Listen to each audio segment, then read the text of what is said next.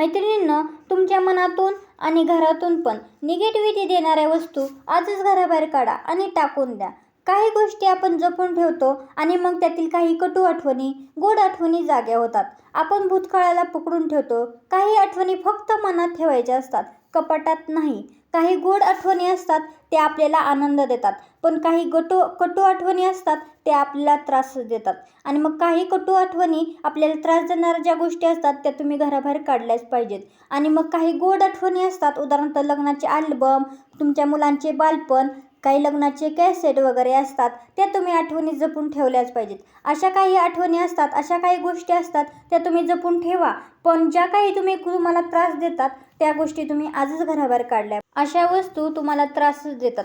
शिवाय घरामध्ये वस्तूंचा साठा होतो. मग त्यामध्ये काहीही असो, वस्तू असो, एखादी कपडे असो किंवा भांडी असो, या गोष्टी आपण घरामध्ये साठवून ठेवतो आणि मग त्याचा नंतर पसारा होतो आणि एक दिवस घरभर वस्तूंचा भांडार होतो. आणि मग अशा वस्तू आपल्या मनात निगेटिव्हिटी आणतात, निगेटिव्हिटी पसरवतात आणि घरात सुद्धा नकारात्मकता आणतात.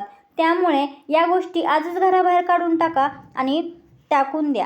पहा, लक्षात घ्या, ह्या गोष्टी आपण घराबाहेर काढणे खूपच गरजेचं आहे. या साचलेल्या गोष्टी फक्त निगेटिव्हिटी पसरवतात, बाकी काहीही नाही. शक्य तितके आणि तेवढेच सामान, तेवढ्याच वस्तू आणि तेवढ्याच आठवणी तुम्ही घरामध्ये ठेवा.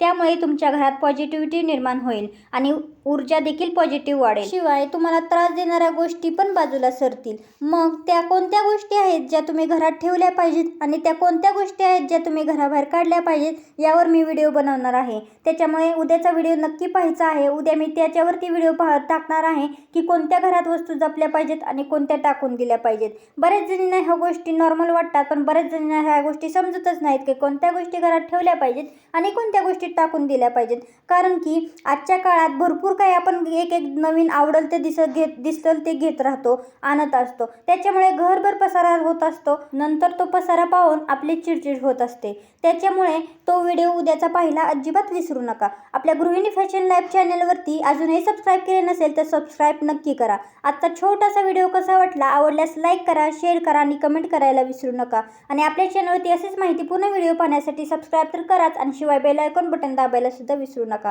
तुम्हाला अजून कोणकोणत्या गोष्टीवर, कोणकोणत्या विषयावरती व्हिडिओ पाहायला आवडतील ते कमेंटमध्ये नक्की सांगा आणि तुमचे अनुभव देखील शेअर करू शकता, ज्यातून अनेक गृहिणींना, अनेक महिलांना त्याचा फायदा होईल. आपल्या गृहिणी फॅशन लाईफ चॅनलवरती महिलांना, गृहिणींना खूप मोटिवेट करणारे व्हिडिओ असतात. त्याच्यामुळे ते व्हिडिओ पाहायला अजिबात विसरू नका. मग तुमचे वेळ 40 असो, 45 असो, 50 असो किंवा 30 असो, सर्वांसाठीच आपले व्हिडिओ फायदेशीर ठरणार आहेत.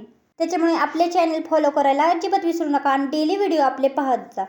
आजचा छोटासा व्हिडिओ पाहिल्याबद्दल सर्वांचे धन्यवाद. भेटूया उद्याच्या व्हिडिओमध्ये नवीन टॉपिकसोबत, नवीन विषयासोबत.